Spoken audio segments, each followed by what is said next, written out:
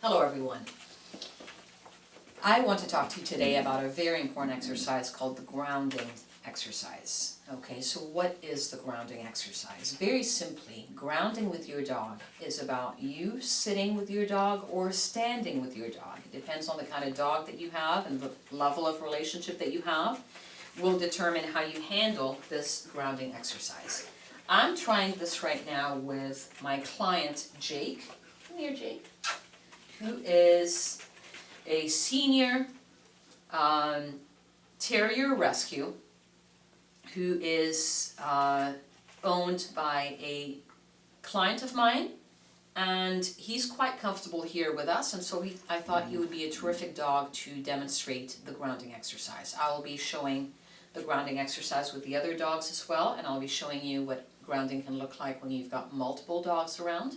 But let us start with just this one dog. Now, he's very good to use because even though he's quite comfortable with me, he is also not my dog.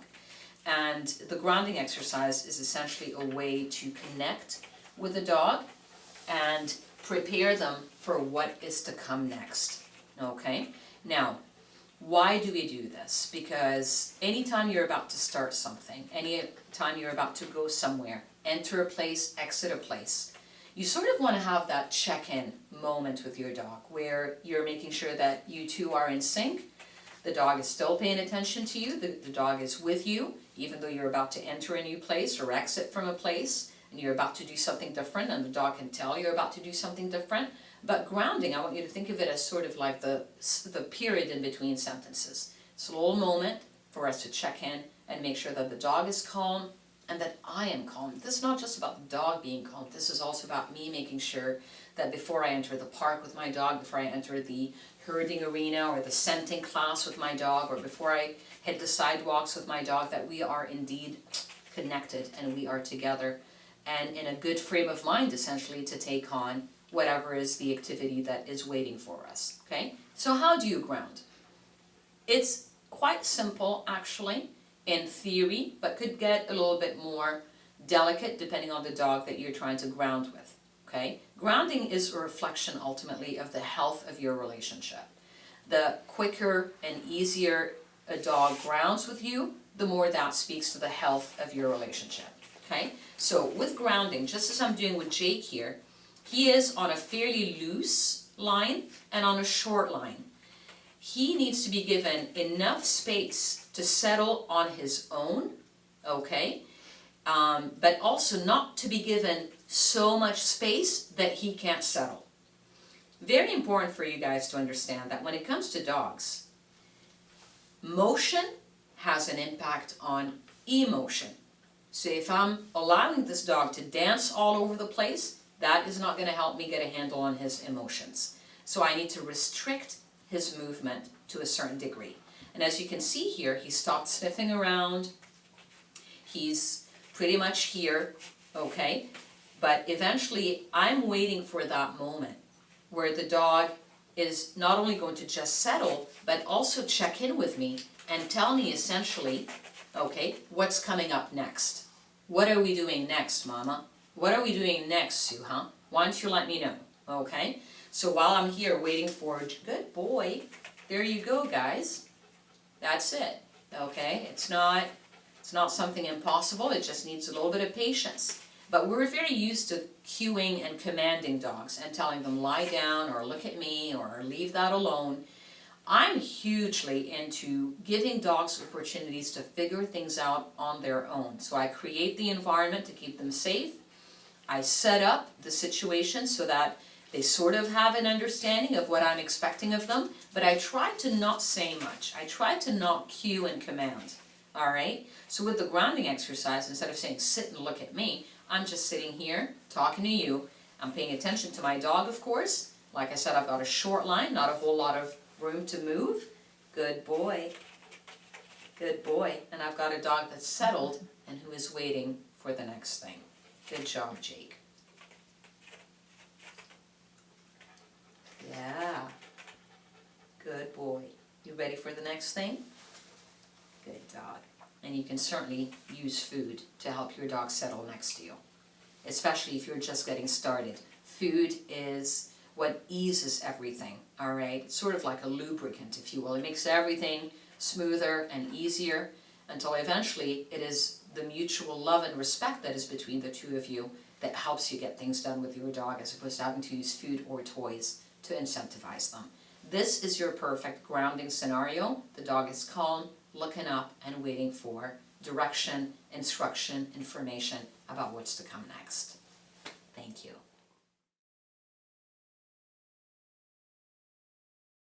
All right, hello again.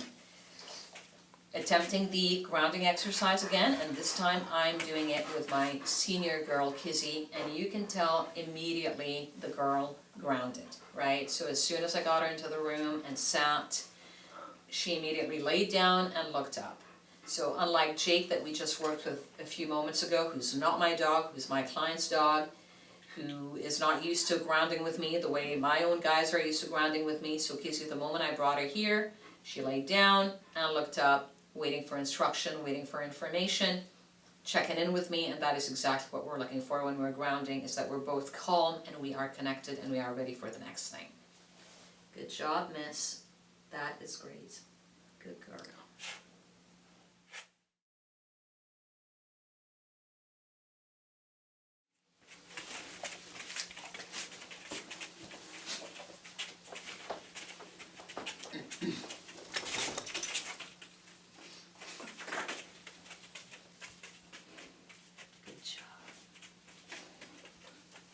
Puppy? That's it. Good. So I just walked into the room, you guys, with Bruno without a leash on, just to show you what it looks like when you ground with a dog that is finished, that is integrated, without having a line on her necessarily. Okay? So I'm going to let her check out the premises. She's sniffing out Cassie now, our lovely videographer. She's checking the table over there. Now she's getting pats.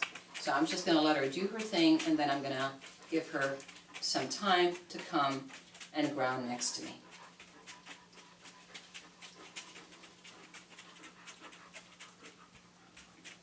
Hey, Papa.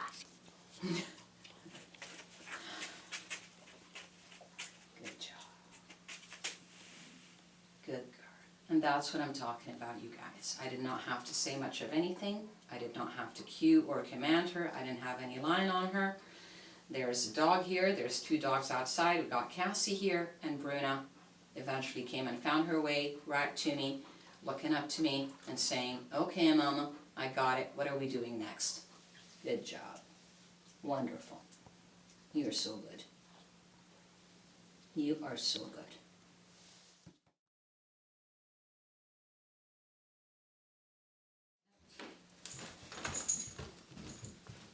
Hey, Mary? Mommy.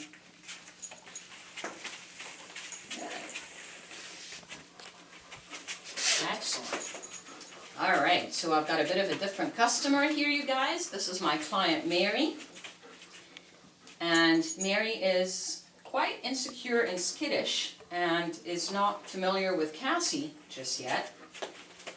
So we are also going to attempt the grounding exercise with her. Now, it's very interesting that when her owner is around, Mary is quite interested in other dogs. Now she's a little curious about Bruna, who's floating around. And Bruna, if you noticed just a few moments ago, was grounding with me. And those of you who know her know that she is a little bit obsessed with me and just wants to be with me all the time.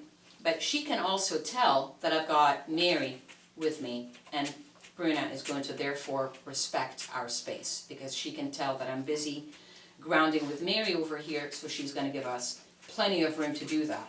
This is also an excellent opportunity for Mary to ignore Bruna, to not pay attention to Bruna, as part of her distal socialization. But again, if you remember, grounding is about being calm and connected to your handler.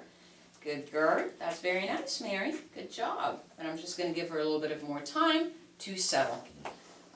You can see she's standing. She's not rested just yet. And really, I think the challenge of this exercise for many people is giving the dog the time that the dog needs. So just take this as an opportunity for you to breathe, to relax, to model for the dog the behavior that you want, the attitude that you want. So if you want your dog to be calm at your side, you need to be calm, and you can't BS about being calm. It's got to be genuine, all right? And that's the only way that the dog can feel that you mean it, is by you modeling that behavior that you want for them, all right? So again, I'm not giving her a lot of room. I don't want to give her a lot of room. I want to give her enough line that she can relax if she needs to. She's still quite in an alert stance here, ready to stand up again, but at least she's settled. So this much is good, all right? Rome was not built in a day, as you know, and I'm glad that at least she was able to lie down out of her own volition without me asking. So I'm going to wait and see where this behavior goes. I'm going to wait her out a little bit and see if I get a bit more of a relaxed stance. Her eyes are checking me. She is checking on me, which is good. Her eyes are looking up in my direction, so that's good. She knows to get her cues from me. So already I would consider this a successful grounding with a dog that is fairly insecure and doesn't know me. Actually, this is Mary's very first time boarding here with us, and she's only been with us a couple of days. So any apprehension, any insecurity is normal. She's quite different with her owner around, but that's why we board, and that's why we do those transfers, because this teaches the dog to be confidently away from their person and to trust that their person is going to leave them with someone trustworthy who's going to be kind to them. Okay? So I'm going to try to make things a little bit difficult here for Mary by calling Bruna in. Okay? Bruna, you ready? Here, Bruna. Come on. Now Bruna is well aware that Mary needs a lot of space, so she's trying to give us a lot of space. Come on, Bruna. Bruna, come here, baby. That's it. Right here is good, Bruna. Excellent. Good dog. Nice job. Mary got up, as you can see, and that's okay too. So I'm going to try to see if Mary can settle, even with Bruna here with us. Okay, Bruna doesn't have a line on her. Mary still does. Mary's a dog that is still at foundations, making her way slowly but surely towards exposure. Bruna here is an integrated, finished, and mature dog who does not need a line on her and whom I can trust with a lot of things and quite a few decisions. Okay? Oh. There, Mary. Good job.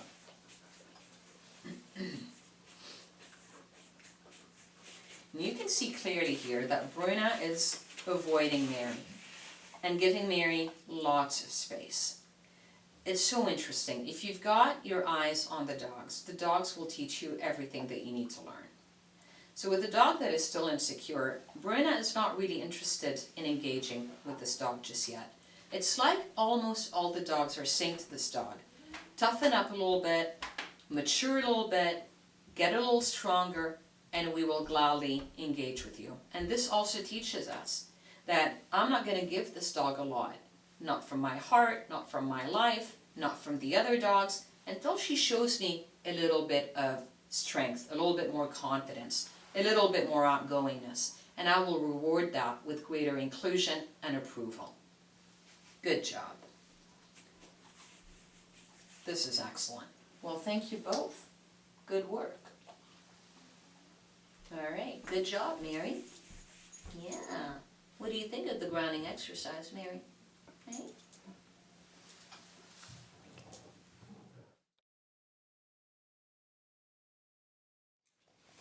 Ready, Julia? Come on here. Come on. That's it. All right, hello again, everyone. And now I'm attempting the grounding exercise here in my studio training space with Nira, my Malinois. So I'm going to give her again a moment to ground with me, which already she is doing. Again, the dogs are used to doing this. I just brought her here into the room. I sat her next to me, and here she's already looking up and paying attention and wondering what's coming up next. So that's all that you're doing with the grounding exercise, is that you've got this going on. You're both calm, you're both collected, and you got a dog that is contained and looking up to you, paying attention to you, and waiting for instruction from you. That's it. Good job, Nira.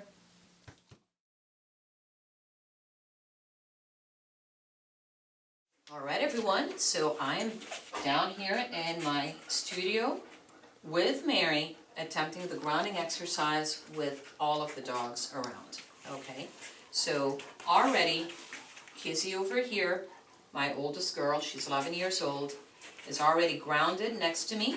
And what I mean by grounded is not punished, okay? Let's be clear about that. Grounded means that she is connected to me, calm at my side, waiting for instruction from me.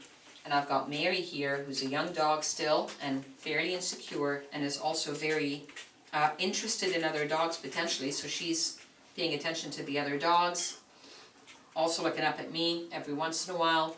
But I just want her to settle regardless of the action that is happening, and I'm also going to give my other girls a moment to settle.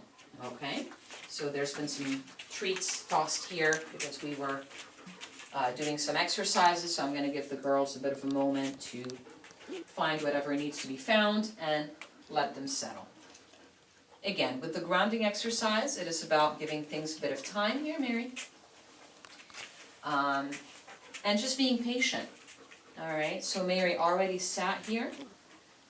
Nira and Bruna are giving us lots of space, but eventually they too will settle within my orbit and wait for the next instruction to come from me.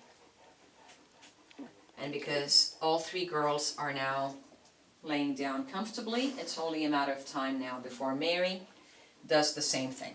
Okay, this is still pretty good. I'm still quite satisfied with this. She's a little bit behind, she's near me, she's not pulling on a line, she's not trying to get to the girls, she's checking in with me a little bit, but I do want a little bit of slightly higher level of relaxation, which she just gave me, and I'm going to reward that by giving her a little bit of extra slack on the line here, maybe even give her a treat. Okay, and again, as you can see, none of the girls are invading our space. This is essential, you guys, when you have got multiple dogs. All right, it is essential for the dogs to learn that if you have a dog at your side, or you're holding a child, or you're holding a pot of hot cooking, or you're carrying heavy things, that your space, the space of your body and your presence, is not fair game for the dogs. Okay? You want to call the dogs into your space. And then if you need to send them out of your space, you should be able to do that as well. Now, understand me that if the dog comes to me to check me out and I don't have another dog with me, that's fine. It's fine for the dog to come into my space and give me a lick or check me out or put a paw on me. That's all fine. But what I work towards is a dog that is able to discern a situation from another. And so all three girls are very bonded to me. All three girls are respectful and integrated, mature dogs. And even though they really like to be with me and around me, they know I've got Mary here. So they are giving me space. Kizzy's over here, Bruna's over there, and Nira's over here. And all of them are in my orbit, but none of them are bothering with Mary, okay? That is one of the most important things to do when you've got multiples, is that they learn to take their turns around you. That is how you start to create peace in between your multiple dogs. All right, this is looking rather nice.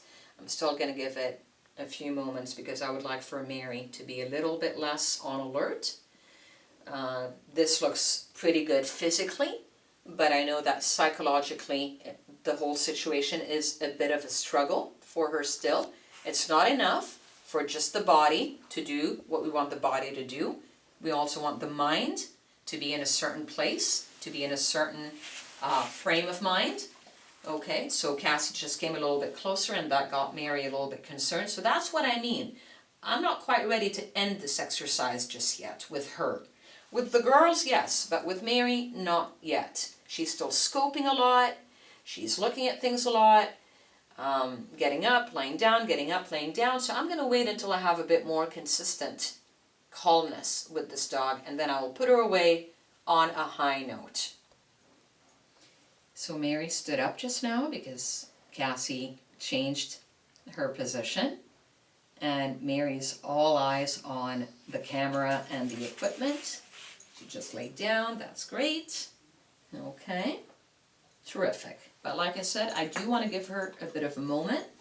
I would like to see a little bit more settled behavior, okay, a bit more settled attitude in her. This is pretty good, like I said, but I want to see what she can produce if I give her a little bit more time, especially that she sees everyone else passed out here. Everyone's quite tired after the shoot from this morning. Good job.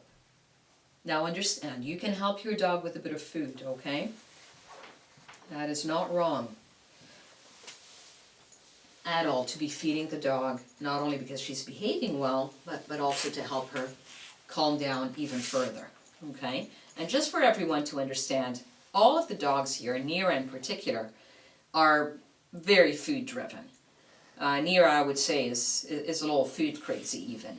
But the level of respect for my inner space is such that they will not come and invade my space and even try to get something from me, because they can tell I'm handling Mary. And not only that, these girls are so attuned to what we're doing that they can tell Mary's a little bit insecure, and they do not wish to go into her space and invade her space. Okay? Very good. Nice job, Mary.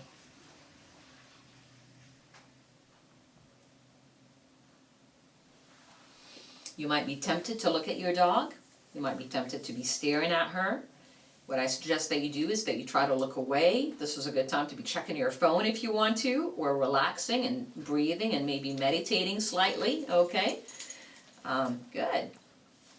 Nice. I won't mind that so much. Good job. You got a bit more liveliness here. But try your best to not be staring at her. Look at her from the corner of your eye if you want to. But give this dog a little bit of a moment to relax on their own without cues from you. So I'm just going to give Mary another opportunity to lay down, and we will be ending on this note.